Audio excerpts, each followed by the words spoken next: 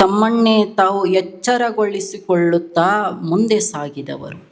ನೋಡಿ, ನಮ್ಮನ್ನ ಆಳುವ ನಾಯಕರು ಅಧಿಕಾರದ ಆಸೆಗಾಗಿ ಪ್ರಜೆಗಳೇ ದೇವರೆಂದು ಹೇಳಿಕೊಂಡು ತಿರುಗಾಡಿ, ಆದರೆ ಆ ಪ್ರಜೆಗಳ ಕೆಲಸವನ್ನು ಧಿಕ್ಕರಿಸಿ ಅಧಿಕಾರದ ಆಸೆಗಾಗಿ ತಾವು ಜೀವನವನ್ನು ಮಾಡುತ್ತಾರೆ, ಹಾಗೆ ನಡೆಯುತ್ತಾರೆ. ಆದರೆ ಪ್ರಜೆಗಳಾದ ನಾವುಗಳು ಹೇಗಿದ್ದೀವಿ ಅಂತಂದರೆ, ಚುನಾವಣೆಯ ಬಂದಾಗ 500,000 ನೋಟಿನ ಆಸೆಗಾಗಿ ಪ್ರಬಲವಾದ ವೋಟೆಂಬ ಮಹತ್ವವನ್ನೇ ಮರೆತು ಚುನಾವಣೆಯಲ್ಲಿ ಅವರಿಗೆ ಮತ ನೀಡುತ್ತೇವೆ. ಆ ಮತ ನೀಡಿದ್ದರ ಪರಿಣಾಮವಾಗಿ 5 ವರ್ಷ ದುಃಖಿಸುತ್ತೇವೆ. ಅದಕ್ಕೆ ಬುದ್ಧ ಒಂದು ಕಡೆಯಲ್ಲಿ ಸುಂದರವಾಗಿ ಹೇಳುತ್ತಾನೆ, ಆಸೆ ದುಃಖಕ್ಕೆ ಮೂಲ ಕಾರಣ ಅಂತ ಬುದ್ಧ ಹೇಳುತ್ತಾನೆ. ಏನು ದುಃಖಕ್ಕೆ ಮೂಲ ಕಾರಣ ಯಾವುದು? ಆಸೆ ಅಂತ ಹೇಳ್ತಾನೆ ಬುದ್ಧ. ಹಂಗೆ ಎಚ್ಚರಿಸಿದಳು ಲಕ್ಕಮ್ಮ. ಈಸಕ್ಕಿ ಆಸೆ ನಿಮಗೇಕೆ ಅಂತ ಹೇಳಿದಳು, ಗಂಡನಿಗೆ ಹೇಳಿದಳು. ಹೋಗ್ರಿ, ಎಲ್ಲಿ ಅಕ್ಕಿ ಬಿದ್ದಿದ್ವಲ್ಲ ತಂದಿದ್ರಲ್ಲ, ಅಲ್ಲೇ ಮರಳಿ ಈ ಅಕ್ಕಿಯನ್ನು ಹಾಕಿ ಬನ್ನಿ ಅಂತ ಗಂಡನಿಗೆ ಕೊಟ್ಟು ಕಳಿಸಿದಳು. ಬರುವಾಗ ಕಲ್ಯಾಣದಲ್ಲಿ ಇರುವ ಎಲ್ಲ ಜಂಗಮ ಮೂರ್ತಿಗಳನ್ನು, ಎಲ್ಲ ಶರಣರನ್ನು ಪ್ರಸಾದಕ್ಕೆ ಇವತ್ತು ಆಮಂತ್ರಿಸಿ ಬನ್ನಿ ಅಂತ ಹೇಳಿ ಕಳಿಸಿದಳು. ಆವಾಗ ಗಂಡ ಹೇಳಿದ, ನಾವು ಬಡವರ ಮನೆಗೆ ಬಂದ್ರೆ ಕೂಡಾಕಿಲ್ಲ, ಸಣ್ಣ ಗುಡಿಸಲು ಮತ್ತು ಮಾಡಾಕ ದೊಡ್ಡ ಎಲ್ಲ 100 ಜನ 1000 ಜನ ಶರಣರು ಬಂದ್ರೆ ಎಲ್ಲರಿಗೂ ಅಡುಗೆ ಮಾಡಾಕ ಅಷ್ಟು ಪಾತ್ರೆ ಇಲ್ಲ, ಮೊದಲು ಅಷ್ಟು ಅಕ್ಕಿ ಇಲ್ಲ, ಮತ್ತು ಎಲ್ಲಿಂದ ಮಾಡ್ತೀಯಾ ಅಂತ ಲಕ್ಕಮ್ಮನನ್ನು ಗಂಡ ಪ್ರಶ್ನೆ ಮಾಡ್ತಾನೆ. ಆವಾಗ ಲಕ್ಕಮ್ಮ ಹೇಳ್ತಾಳೆ, ಭಕ್ತರಾದವರಿಗೆ ಬಡತನ ಉಂಟೆ ಅಂತ ಕೇಳ್ತಾಳೆ ಲಕ್ಕಮ್ಮ. ಗಂಡನಿಗೆ ಎಂಥ ಮಾತು ನೋಡಿ. ನಾವು ಭಕ್ತರು ಬಡವರಂತ ಯಾಕೆ ತಿಳ್ಕೊಂಡಿದ್ದೀರಿ? ಸಾಕ್ಷಾತ್ ಶಿವನ ಭಕ್ತರಾದವರಿಗೆ ಎಂದಾದರೂ ಬಡತನ ಉಂಟೆ ಅಂತ ಕೇಳ್ತಾಳೆ. ಜಗತ್ತಿನಲ್ಲಿ ಯಾರು ಶ್ರೀಮಂತರು? ಒಂದು ಬಾರಿ ವಿಚಾರ ಮಾಡಿ. ದೊಡ್ಡ ದೊಡ್ಡ ಮನೆಗಳು ಇರುವವರು ಶ್ರೀಮಂತರೇನು? ಇಲ್ಲ ದೊಡ್ಡ ದೊಡ್ಡ ಶ್ರೀಮಂತರ ಪಟ್ಟಿಯಲ್ಲಿ ತಮ್ಮದೊಂದು ಹೆಸರು ಬಂದವರು ಶ್ರೀಮಂತರೇನು? ಇಲ್ಲ AC ಕಾರು, ಸಾಕಷ್ಟು ದುಡ್ಡು ಇರುವವರು ಶ್ರೀಮಂತರೇನು? ಯಾರು ಶ್ರೀಮಂತರು ಈ ಜಗತ್ತಿನಲ್ಲಿ? ಯಾರು ನಿಜವಾದ ಶ್ರೀಮಂತರು ಯಾರು ಈ ಜಗತ್ತಿನಲ್ಲಿ ಅಂತಂದರೆ, ಯಾರ ಹೃದಯದಲ್ಲಿ ಇನ್ನೊಬ್ಬರ ಬಗ್ಗೆ ದ್ವೇಷದ ಭಾವನೆ ಇಲ್ಲವೋ, ಯಾರ ಹೃದಯ ಎಲ್ಲರನ್ನ ಪ್ರೀತಿಸುತ್ತದೆಯೋ ಅವನು ನಿಜವಾದ ಶ್ರೀಮಂತ ಈ ಜಗತ್ತಿನಲ್ಲಿ. ಯಾರ ಹೃದಯದಲ್ಲಿ ಈ ಸುಂದರವಾದ ಜಗತ್ತಿಗೆ ಈ ಮನುಷ್ಯ ರೂಪವನ್ನು ಕೊಟ್ಟು ಬಿಟ್ಟ ಆ ಭಗವಂತನ ಬಗ್ಗೆ ಒಂದಿಷ್ಟು ಭಕ್ತಿಯ ಭಾವ ಇರುತ್ತದೆಯೋ ಆತ ನಿಜವಾದ ಜಗತ್ತಿನ ಶ್ರೀಮಂತ ವ್ಯಕ್ತಿ ಎನಿಸಿಕೊಳ್ಳುತ್ತಾನೆ. ಗುರುದೇವರು ಒಂದು ಸುಂದರವಾದ ವಚನ ಹೇಳ್ತಾರೆ. ಎಷ್ಟು ಸುಂದರವಾಗಿದೆ ನೋಡಿ ಈ ವಚನ. ಮನೆ ಸೋರಿದರೇನಯ್ಯ ಮನ ಸೋರದಂತಿರಿಸಯ್ಯ, ಭುಕ್ತಿ ತಪ್ಪಿದರೇನಯ್ಯ ಭಕ್ತಿ ತಪ್ಪದಂತಿರಿಸಯ್ಯ, ಎಂದಿಗೂ ನಿಮ್ಮಂತರಂಗದಲ್ಲಿ ನನ್ನ ಕರೆ ಪ್ರತಿಧ್ವನಿಸಲಿ ತಂದೆ ನಿರುಪಾದೀಶ. ಎಷ್ಟು ಸುಂದರವಾಗಿದೆ ನೋಡಿ ಈ ಮಾತು. ಏ ಭಗವಂತನೇ, ನನ್ನ ಮನೆ ಸೋರಿದರೇನಾಯಿತು? ಆದ್ರೆ ನಿನ್ನ ಬಳಿ ನಾನೊಂದು ಕೇಳ್ತೀನಿ. ಮಣಿ ಸೋರಿದ್ರೆ ದೊಡ್ಡ ಮಣಿ ಕೊಡು ಅಂತ ಕೇಳೋದಿಲ್ಲ, ನನಗದು ಬೇಕಾಗಿಯೂ ಇಲ್ಲ. ಆದ್ರೆ ನನ್ನ ಮನಸ್ಸು ಯಾವಾಗಲೂ ಸೋರದಂತಿರಲಿ ಭಗವಂತನೇ. ಏ ಭಗವಂತನೇ, ನೀನು ನನಗೆ ಹೊಟ್ಟಿ ತುಂಬ ಊಟ ಕೊಡು 3 ಹೊತ್ತಂತ ಕೇಳಂಗಿಲ್ಲ. ಭುಕ್ತಿ ತಪ್ಪಿದರೇನಾಯಿತು? 1 ಹೊತ್ತಿನ ಊಟ ಇಲ್ಲದಿದ್ದರೇನಾಯಿತು? ಆದರೆ ನಿನ್ನ ಮೇಲೆ ನಾನಿಟ್ಟ ಪ್ರೇಮ ಇದೆಯಲ್ಲ, ಅದು 1 ಕ್ಷಣವೂ ತಪ್ಪಬಾರದು. ಹಾಗೆ ನನ್ನನ್ನು ಒಂದಿಷ್ಟು ನೋಡು ನೀನು ಅಂತ ಹೇಳುವ ಮಾತು ಎಂಥ ಅದ್ಭುತ ಇದು. ಭಗವಂತನೇ, ನನಗೆ ಜನ ಅವರು ಇವರು ಕೇಳ್ತಾರೆ ಇಲ್ಲ ನನ್ನ ಮಾತು ಅಂತ ನನಗೆ ಬೇಡ. ಜನ ಇವತ್ತು ಕೇಳ್ತಾರ, ಹೌದು ಇಂಥ ಮಾತು ಕೇಳಿಲ್ಲ ಅಂತ ಶಬಾಷಿಗಿರಿ ಕೊಟ್ಟು ಹೋಗ್ತಾರ. ಜನ ನಿನ್ನ ಮಾತು ಕೇಳಿ ಶಬಾಷಿಗಿರಿ ಕೊಟ್ಟು ಹೋಗಿರ್ತಾರ, ಅದ ಜನ ಹಿಂದೆ ಹೋಗಿ ಇನ್ನೊಂದು ಮಾತು ಮಾತಾಡ್ತಾರ, ಅವೇನಳ ಅಂತ ಹೇಳ್ತಾರ. ಜನರ ಮೆಚ್ಚುಗೆಗಾಗಿ ನಾನು ಮಾತನಾಡುವವನಲ್ಲ ಭಗವಂತನೇ. ನಿನ್ನ ಅಂತರಂಗದಲ್ಲಿ ನನ್ನ ಕರೆ ಪ್ರತಿಧ್ವನಿಸಲಿ ತಂದೆ ನಿರುಪಾದೀಶ. ನಿನ್ನ ಅಂತರಂಗಕ್ಕೆ ನನ್ನ ಧ್ವನಿ ಮುಟ್ಟಿದರೆ ಸಾಕು, ನಾನು ಧನ್ಯ ಧನ್ಯ ಧನ್ಯ. ಎಂಥ ಮಾತಿದು. ಭಗವಂತ ಮಾತುಗಳನ್ನು ಕೇಳಬೇಕು, ನಮ್ಮ ಮಾತುಗಳನ್ನು ಭಗವಂತ ಕೇಳಿ ಆನಂದಿಸಬೇಕು. ಅವರು ನಿಜವಾದ ಶ್ರೀಮಂತರು. ಮನೆ ಚಿಕ್ಕದಿದ್ದವರು ಬಡವರಲ್ಲ, ಮನಸ್ಸು ಯಾರದ್ದು ಚಿಕ್ಕದಾಗಿರುತ್ತದೆಯೋ ಅವರು ಬಡವರು. ಹೊಟ್ಟೆ ತುಂಬ ಊಟ ಇದ್ದವನು ಶ್ರೀಮಂತನಲ್ಲ, ಹೊಟ್ಟೆ ತುಂಬ ಊಟ ಇಲ್ಲದಿದ್ದರೂ ಭಗವಂತನ ಮೇಲೆ ಭಕ್ತಿ ಇಟ್ಟವನು ನಿಜವಾದ ಶ್ರೀಮಂತ. ಆ ದಿಕ್ಕಿನಲ್ಲಿ ಸಾಗಬೇಕು. ಅದನ್ನೇ ಹೇಳ್ತಾಳೆ ಲಕ್ಕಮ್ಮ. ಯಾಕ್ರಿ ಹಿಂಗೆ ಹೇಳಾಕತ್ತೀರಿ, ಬಡವರು ಅಂತ ಯಾಕೆ ಹೇಳಾಕತ್ತೀರಿ? ಶಿವಭಕ್ತರಿಗೆ ಬಡತನ ಉಂಟೆ, ಹೋಗಿ ನೀವು ಶಿವಶರಣರನ್ನು ಕರ್ಕೊಂಡು ಬರ್ರಿ, ನಾ ಎಲ್ಲ ರೆಡಿ ಮಾಡ್ತೇನಂತ ಕಳಿಸಿದ್ಲು. ಗಂಡನಿಗೆ ಧೈರ್ಯ ತುಂಬಿ ಹೋದ ಗಂಡ. ಹೇಳಿದ, ಮನಸ್ಸು ಭಾರ, ಏನು ಮಾಡ್ತಾಳ ನನ್ನ ಲಕ್ಕ, ಏನು ಮಾಡ್ತಾಳ ಅಂತ ಅವನ ಮನಸ್ಸಿನೊಳಗೆ ದುಗುಡ. ಆದ್ರೆ ಹೇಳ್ಯಾಳ, ಬಸವಣ್ಣನ ಸಮೇತವಾಗಿ ಎಲ್ಲರನ್ನ ಆಮಂತ್ರಿಸಿಕೊಂಡು ಬನ್ನಿ ಅಂತ ಹೇಳಿ ಕಳಿಸ್ಯಾಳ. ಆಯಿತು ಅಂತ ಹೇಳಿ ಎಲ್ಲರಿಗೂ ಹೇಳಿದ, ಇವತ್ತು ನಮ್ಮ ಮನೆಗೆ ಪ್ರಸಾದಕ್ಕೆ ಬರಬೇಕಂತ ಹೇಳಿದ. ಎಲ್ಲರೂ ಬಂದರು, ಮನೆಗೆ ಪ್ರಸಾದಕ್ಕೆ ಬಂದ ಎಲ್ಲರೂ ಕೂತರು, ಬಸವಣ್ಣವರು ಕೂತರು. ಒಳಗೆ ಹೋಗಿ ಮತ್ತೆ ಕಣ್ಣಾಗ ನೀರು ತೆಗೆದ ಗಂಡ ಹೇಳ್ತಾನೆ, ಇಷ್ಟೊಂದು ಜನ ಬಂದಾರ, ಎಲ್ಲಿಂದ ಪ್ರಸಾದ ಮಾಡ್ತೀಯಾ? ಶರಣರು ಮನೆವರೆಗೂ ಬಂದ ಪ್ರಸಾದ ಮಾಡದೆ ಹಾಗೆ ಹೋದರೆ ನಮಗೆ ಶೋಭೆ ಬರುವುದೇನು ಅಂತ ಗಂಡ ಕೇಳ್ತಾನೆ. ಅವಾಗ ಹೆಂಡತಿ ಹೇಳ್ತಾಳ, ಯಾಕೆ ದುಃಖ ಮಾಡ್ತೀರಿ? ನಾನು ಅನ್ನ ಮಾಡೀನಿ, ಅಂಬಲಿ ಮಾಡೀನಿ, ನೀವು ನೀಡರಿ ಅಂತ ಹೆಂಡತಿ ಹೇಳಿದ್ಲು. ಅವಾಗ ಗಂಡ ಹೇಳಿದ, ಇಲ್ಲ ನನಗೆ ನೀಡೋದಾಗಂಗಿಲ್ಲ, ಬೇಕಾದ್ರೆ ನಾನು ತಂದು ಕೊಡ್ತನೋ, ನೀನ ನೀಡಂತ ಗಂಡ ಹೇಳಿದ. ಯಾಕಂದ್ರೆ ಅವರು ಇನ್ನೊಂದಿಷ್ಟು ಹಾಕಂತ ಕೇಳಿದ್ರೆ ಖಾಲಿ ಆಗಿತ್ತಂದ ಗಡಿಗೆ, ನನಗೆ ಅದನ್ನು ತಡ್ಕೋ ಶಕ್ತಿ ಇಲ್ಲ, ನೀನ ಏನು ಹೇಳ್ತಿ ಹೇಳವರಿಗೆ, ಆದರೆ ನಾ ಒಳಗಿಂದ ಎತ್ತೆತ್ತಿ ತಂದು ನಿನ್ನ ಕೈಯಾಗ ಕೊಡ್ತಾನೆ, ನೀನ ಎಲ್ಲ ಶರಣರಿಗೆ ನೀಡು ಅಂತ ಗಂಡ ಹೆಂಡತಿಗೆ ಹೇಳಿದ. ಆವಾಗ ಹೆಂಡತಿ ಆಯಿತು ಅಂತ ಹೇಳಿ, ನೀವು ತಂದು ಕೊಡ್ರಿ ನಾನು ನೀಡ್ತೀನಿ ಅಂತ ಆಯಿತು ಅಂತ ಈಕಿ ಪಾತ್ರೆ ಹಿಡ್ಕೊಂಡ್ಲು, ನೀಡಕ್ಕೆ ಹೋದ್ಲು. ಅವ ತರ್ತಿದ್ದ, ಅವ ಹಿಂಗೆ ಏನು ತಗೋತಿದ್ದ, ಎಲ್ಲ ಬೋಗಾಣಿ ಅಂದ ಖಾಲಿ ಹಾಕಿತ್ತು, ಹೋಗಿ ಈಕಿ ಕೈಯಾಗ ಕೊಡ್ತಿದ್ದ, ಮತ್ತು ಬೋಗಾಣಿ ಬಳಿಗೆ ಬರ್ತಿದ್ದ, ಬೋಗಾಣಿ ಎಲ್ಲ ತುಂಬಿದ್ದೇ ಇರ್ತಿತ್ತು. ಹೆಂಗೆ ತುಂಬಿತ್ತು ಹಾಗೆ ತುಂಬಿದ್ದಿತ್ತು. ಆವಾಗ ಎಲ್ಲ ಹಿಂಗೆ ಬಳ್ಕೊಂಡು ಹೋಗಿ ಕೊಡ್ತಿದ್ದ, ಹಾಗೆ ಇರ್ತಿತ್ತು. ಎಲ್ಲ ಶಿವಶರಣರು ಪ್ರಸಾದವನ್ನು ಮಾಡಿದರು, ಪ್ರಸಾದ ಮಾಡಿ ಹರಸಿದರು. ಲಕ್ಕಮ್ಮ ಒಳಗೆ ಬಂದು ಹೇಳ್ತಾಳ, ನೋಡ್ರಿ ಆ ಬೋಗಾಣಿ ಒಂದಿಷ್ಟು ತೆಗೆದು ನೋಡ್ರಿ, ನಿಮ್ಮ ಪ್ರಸಾದ ಏನಾದರೂ ಖಾಲಿ ಆಗಿದೆಯಾ ಅಂತ ಒಂದಿಷ್ಟು ತೆಗಿ ಅಂತ ಗಂಡನನ್ನು ಕೇಳ್ತಾಳೆ. ಗಂಡ ಮುಚ್ಚಳ ತೆಗಿತಾನ. ಮತ್ತು ಈಗೇನು ಪ್ರಸಾದ ಮೊದಲು ತಯಾರು ಮಾಡಿದ್ದಾಳಲ್ಲ, ಅದ್ರಾಗ ಒಂದು ಅಗಳು ಸದ್ಯಕ್ಕೆ ಕಡಿಮೆ ಆಗಿದ್ದಿಲ್ಲ, ಹಂಗೆ ಪ್ರಸಾದ ಇತ್ತು, ಹಾಗೆ ಇತ್ತು. ನೂರಾರು ಜನ, ಸಾವಿರಾರು ಜನ ಶರಣರು ಪ್ರಸಾದ ಮಾಡಿದರು, ಹಾಗೇ ಆ ಪ್ರಸಾದ ಉಳಿದಿತ್ತು. ಅಂತಂದರೆ ಶಿವಶರಣರ ಶಕ್ತಿ ಅದೆಂಥದ್ದು, ಭಕ್ತಿ ಅದೆಂಥದ್ದು.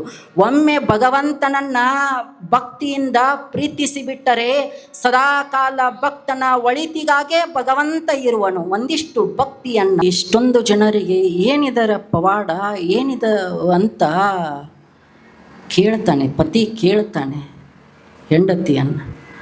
ಆವಾಗ ಅದಕ್ಕೆ ಮಾರಯ್ಯನವರಿಗೆ ತಾಯಿ ಲಕ್ಕಮ್ಮ ಹೇಳ್ತಾಳೆ, ನಾನೇನು ಮಾಡಿಲ್ಲ, ಆ ಭಗವಂತನನ್ನು ನೆನೆದು ಈ ಪ್ರಸಾದವನ್ನು ಸಿದ್ಧ ಮಾಡಿದೆ. ಭಗವಂತನೇ ಎಲ್ಲದಕ್ಕೂ, ಆ ಅಮರೇಶ್ವರ ದೇವನೇ ಇದನ್ನು ಸಿದ್ಧ ಮಾಡಿದವನು ಅಂತ ತಾಯಿ ಹೇಳ್ತಾಳೆ. ನಾವು ಮನ್ಯಾಗ ಅಡುಗೆ ಮಾಡ್ತಿರ್ತೀವಿ. ಅಡುಗೆ ಮಾಡುವಾಗ ಎಲ್ಲ ತಾಯಿಯರದು ಒಂದಿಷ್ಟು ಲಕ್ಷ್ಯ ಅಡುಗೆ ಮೇಲೆ ಇರಬೇಕು. ಅಡುಗೆ ಮಾಡುವಾಗ ಮನಸ್ಸಿನಲ್ಲಿ ಕೆಟ್ಟ ಭಾವನೆಗಳು ಸುಳಿಯಬಾರದು.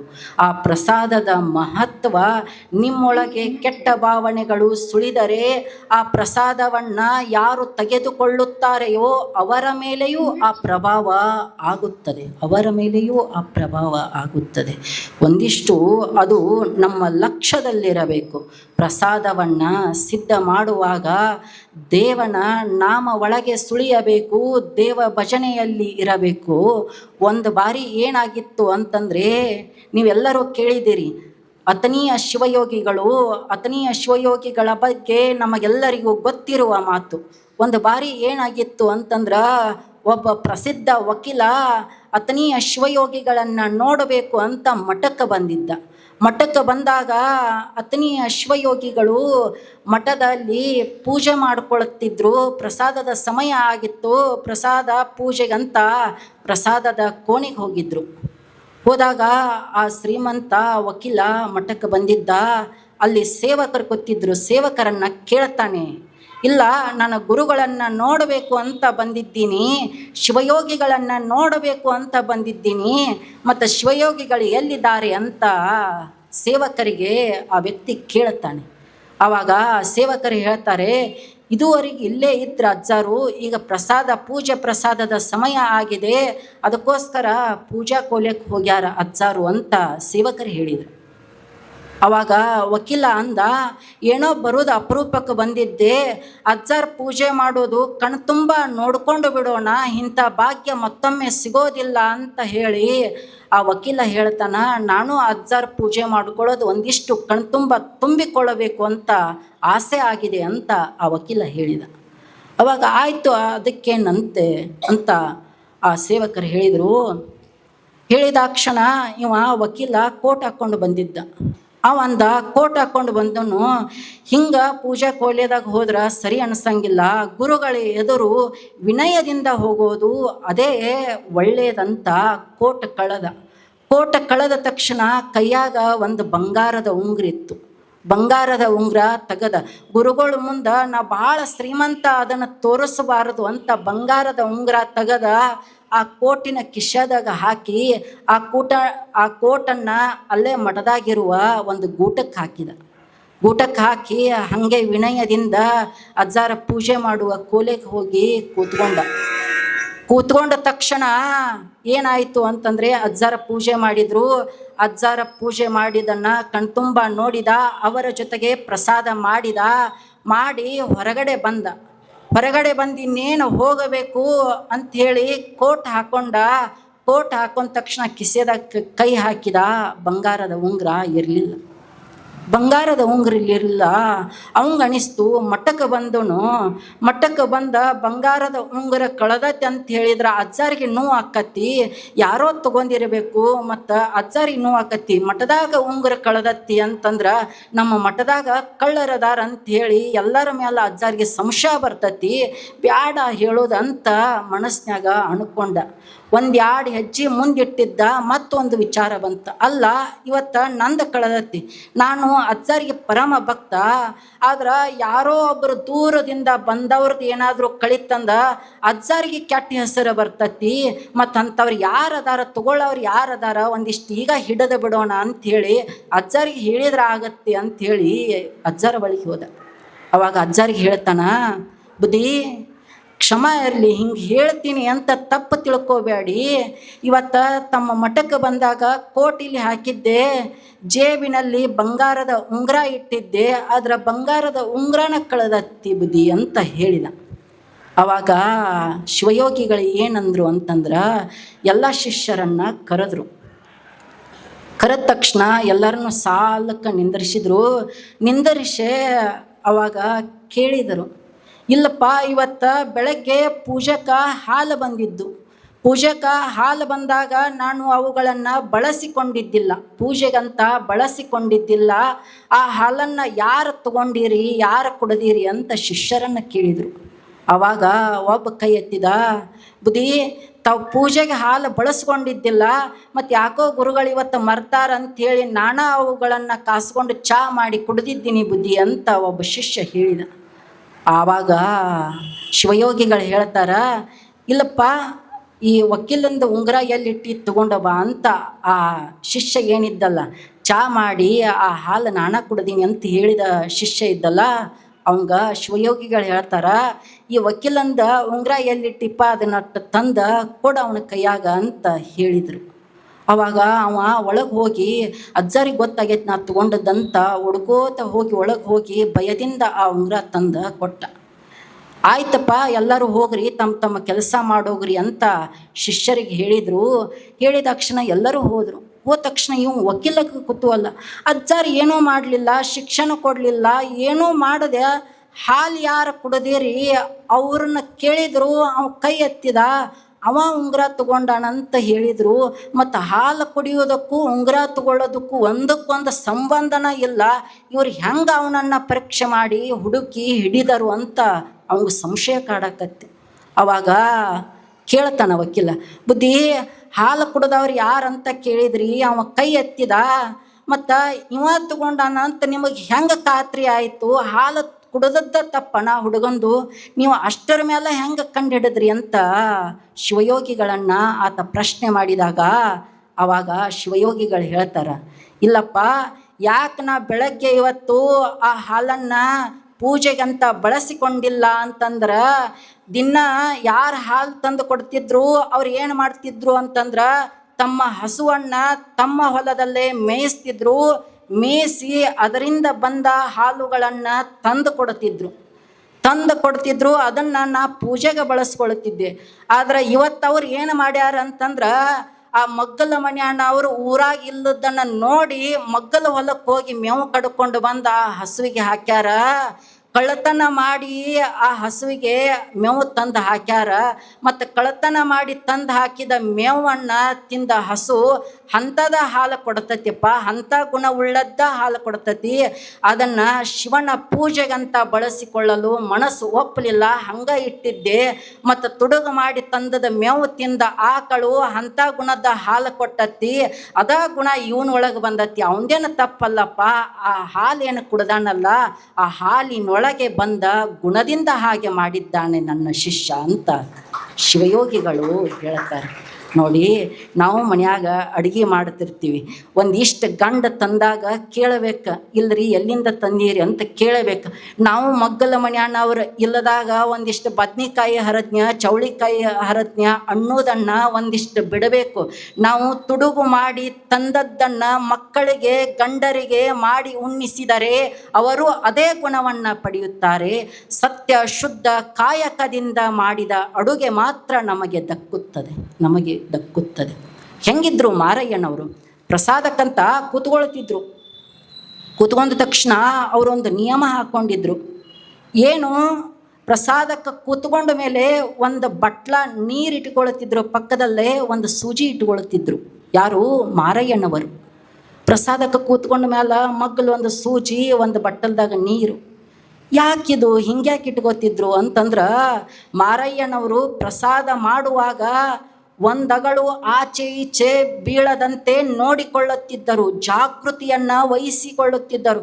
ಅಪ್ಪಿತಪ್ಪಿ ಒಂದು ಅಗಳು ಏನಾದರೂ ಆಚೆ ಈಚೆ ತಟ್ಟೆಯಿಂದ ಬಿದ್ದರೆ ಆ ಸೂಜಿಯಿಂದ ಆ ಅನ್ನದ ಅಗಳನ್ನು ಚುಚ್ಚಿ ಆ ಲೋಟದ ನೀರಿನಲ್ಲಿ ಆ ಅನ್ನದ ಅಗಳನ್ನು ಎದ್ದಿ, ಧೂಳು ಹತ್ತಿರ್ತಿತ್ತಲ್ಲ, ಆ ಅನ್ನದ ಅಗಳನ್ನು ಎದ್ದಿ ಮತ್ತೆ ತಮ್ಮ ಪ್ರಸಾದದ ತಟ್ಟೆಯಲ್ಲಿ ಅದನ್ನು ನೀಡಿಕೊಂಡು ಉಣ್ತಿದ್ರು. ಒಂದು ಅನ್ನವನ್ನು ಯಾವತ್ತಿಗೂ ಮಾರಯ್ಯನವರು ಕೆಡಿಸ್ತಿದ್ದಿಲ್ಲ. ಹಾಗೆ ಪ್ರಸಾದವನ್ನು ಸೇವನೆ ಮಾಡ್ತಿದ್ರು. ಆದ್ರೆ ನಾವೆಂಗಿದ್ದೀವಿ ನೋಡಿ, ಮದುವೆಗೆ ಹೋಗ್ತೀವಿ, ಜಾತ್ರೆಗೆ ಹೋಗ್ತೀವಿ, ತಟ್ಟೆ ತುಂಬ ಅನ್ನ ಬಿಟ್ಟು ಕೆಡಿಸಿ ಬರ್ತೀವಿ. ನೋಡಿ, ಅನ್ನ ಕೆಡಿಸಿ ಬರ್ತೀವಿ. ಅಣ್ಣ ದೇವನ ಮುಂದೆ ಇನ್ನು ದೇವರುಂಟೆ ಅಂತ ಸರ್ವಜ್ಞ ಹೇಳ್ತಾನೆ. ಅಣ್ಣ ಸಾಕ್ಷಾತ್ ದೇವನ ಸ್ವರೂಪ ಅದು. ಅದನ್ನು ನೀನು ಇವತ್ತು ವ್ಯರ್ಥ ಮಾಡಿದರೆ ಮುಂದೊಂದು ದಿನ ನಿನಗೆ ದಕ್ಕಲಾರದೆ ಅದು ನಿನ್ನನ್ನು ನಾಶ ಮಾಡಿಬಿಡುತ್ತದೆ ಅಂತ ಸರ್ವಜ್ಞರು ಹೇಳ್ತಾರೆ. ಅನ್ನದ ಮೇಲೆ ಒಂದಿಷ್ಟು ಶ್ರದ್ಧೆ ಇರಬೇಕು, ಒಂದಿಷ್ಟು ಲಕ್ಷ್ಯ ಇರಬೇಕು, ಒಳ್ಳೆಯದನ್ನೇ ಸ್ವೀಕಾರ ಮಾಡಬೇಕು. ಸತ್ಯ ಶುದ್ಧ ಕಾಯಕದಿಂದ ಬಂದ ಪ್ರಸಾದವನ್ನು ಮಾತ್ರ ಸ್ವೀಕಾರ ಮಾಡಿದರೆ ಅದು ನಮಗೆ ದಕ್ಕುತ್ತದೆ. ಪ್ರಸಾದ ಅಂತಂದರೆ ಏನು? ಪ್ರಸಾದ ಅಂತಂದರೆ ನಾವು ಬಾಯಿಯಿಂದ ಸ್ವೀಕರಿಸೋದು ಮಾತ್ರ ಆಹಾರ ಎನಿಸಿಕೊಳ್ಳೋದಿಲ್ಲ. ನಾವು ಬಾಯಿಯಿಂದ ಸ್ವೀಕರಿಸೋದು ಮಾತ್ರ ಪ್ರಸಾದ ಎನಿಸಿಕೊಳ್ಳೋದಿಲ್ಲ. ನಾವು ಕೆಲವು ಬಾರಿ ಕಣ್ಣಿನಿಂದ ಸ್ವೀಕರಿಸುತ್ತೇವೆ, ಕೆಲವು ಬಾರಿ ಕಿವಿಯಿಂದ ಸ್ವೀಕರಿಸುತ್ತೇವೆ, ಕೆಲವು ಬಾರಿ ಚರ್ಮದಿಂದ ಸ್ವೀಕರಿಸುತ್ತೇವೆ. ಅದೆಲ್ಲವೂ ಆಹಾರವೇ ಆಗಿದೆ. ಕಣ್ಣಿನಿಂದಲೂ ಒಳ್ಳೆಯ ಆಹಾರವನ್ನೇ ತೆಗೆದುಕೊಳ್ಳಬೇಕು, ಕಿವಿಯಿಂದಲೂ ಒಳ್ಳೆಯ ಆಹಾರವನ್ನೇ ತೆಗೆದುಕೊಳ್ಳಬೇಕು, ಚರ್ಮದಿಂದಲೂ ಒಳ್ಳೆಯ ಆಹಾರವನ್ನೇ ತೆಗೆದುಕೊಳ್ಳಬೇಕು. ಕಣ್ಣಿಗೆ ಆಹಾರ ಯಾವುದು? ಕಣ್ಣಿಗೆ ಆಹಾರ ರೂಪವೇ ಕಣ್ಣಿಗೆ ಆಹಾರ.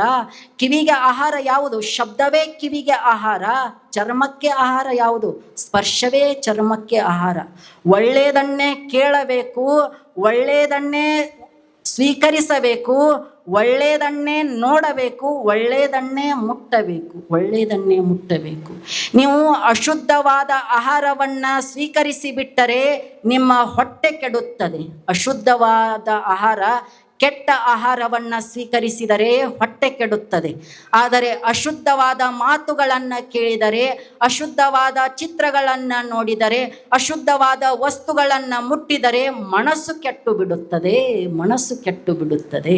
ಹೊಟ್ಟೆ ಕೆಟ್ಟರೆ ವೈದ್ಯರ ಬಳಿಗೆ ಹೋಗಬಹುದು, ಅದಕ್ಕೆ ಚಿಕಿತ್ಸೆಯನ್ನು ಪಡೆಯಬಹುದು, ಗುಣಮುಖರಾಗಬಹುದು. ಆದರೆ ಮನಸ್ಸು ಕೆಟ್ಟು ಬಿಟ್ಟರೆ ಏನು ಮಾಡುವುದು ಹೇಳಿ?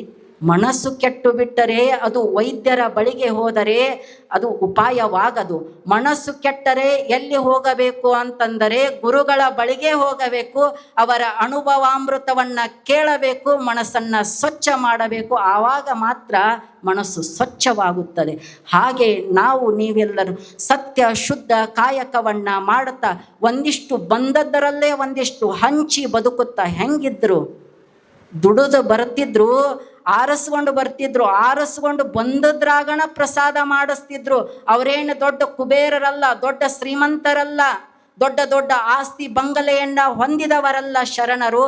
ಆದರೆ ಏನು ಕಾಯಕ ಮಾಡ್ತಿದ್ರು, ಕಾಯಕ ಮಾಡಿದರಲ್ಲೇ ಬಂದದ್ದರಲ್ಲೇ ಎಲ್ಲರಿಗೂ ಹಂಚುತ್ತಿದ್ರು, ಹಂಚಿ ಬದುಕುತ್ತಿದ್ರು. ಭಗವಂತ ಅಂತ ವರ ಕೊಟ್ಟಿದ್ದಾನೆ.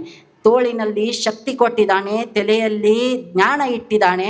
ಅದನ್ನು ಸರಿಯಾಗಿ ಬಳಸಿ ನಾವೊಂದಿಷ್ಟು ಉಂಡು ಇತರರಿಗೂ ಒಂದಿಷ್ಟು ಹಂಚಿ ಈ ಜ್ಞಾನ ಪ್ರವಾಹದಲ್ಲಿ ಸಾಗೋಣ ಅಂತ ಹೇಳ್ತಾ ಇವತ್ತಿನ ಈ ಕಥಾಗೋಷ್ಠಿಗೆ, ಈ ಪ್ರವಚನಕ್ಕೆ ಮಂಗಲವನ್ನು ಹೇಳ್ತಾ ತಮ್ಮೆಲ್ಲರಿಗೂ ಶರಣಾರ್ಥಿಗಳು.